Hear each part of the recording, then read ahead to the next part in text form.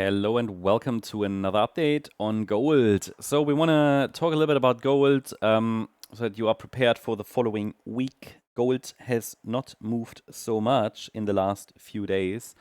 We've been, hanging around in that support area. I actually wanted to see a small bounce at least this week.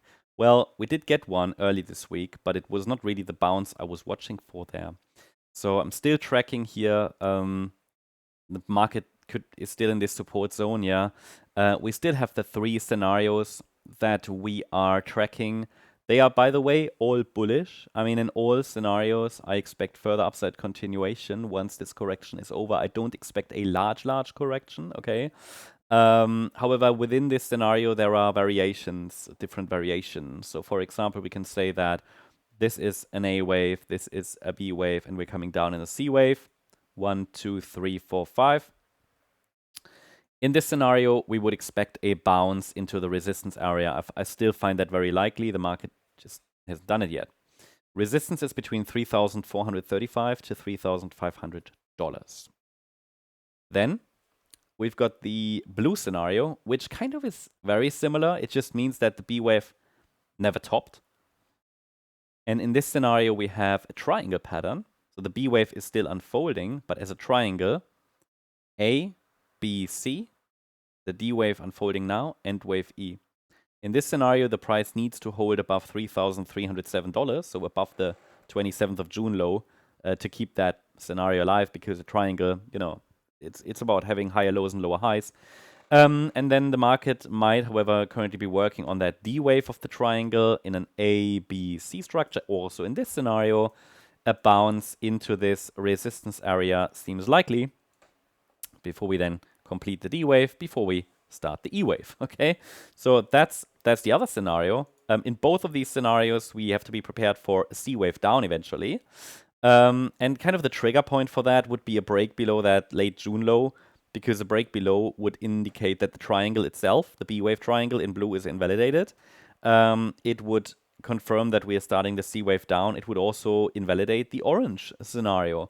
And in the orange scenario, this is the bullish one, we would also expect a bounce into resistance, but actually we should see a breakout. I don't find that very likely at this point due to the lack of upside momentum and actually the 5-wave move down we've seen from the 7th of August high.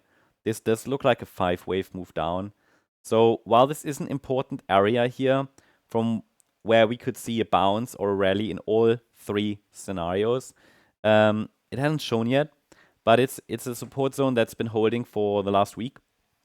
It's between $3,364 and $3,400. So we do have a micro support zone there. Yeah, so I think let's see if we get a reaction.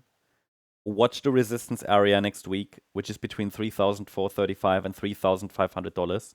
If we get into this resistance, this will be the next decision area. And I know gold has been frustrating for most people, but again, I've been highlighting already I think in April or May, that we're likely starting a wave 4. And those of you who follow Elliott wave, you guys know that a wave 4 is not where it's getting scary, but it's the structure that takes your soul, right? It's just frustrating is what a wave 4 is. In a wave 4, in any correction, the focus is not on making money, it's on preserving money. The money is made in the trend, and we're in a counter trend move.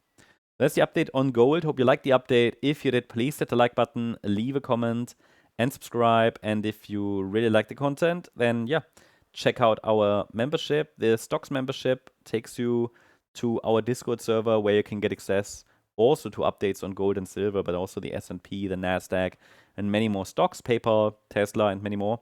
You'll find the link in the description. It's the Patreon link. Thanks so much. Bye-bye.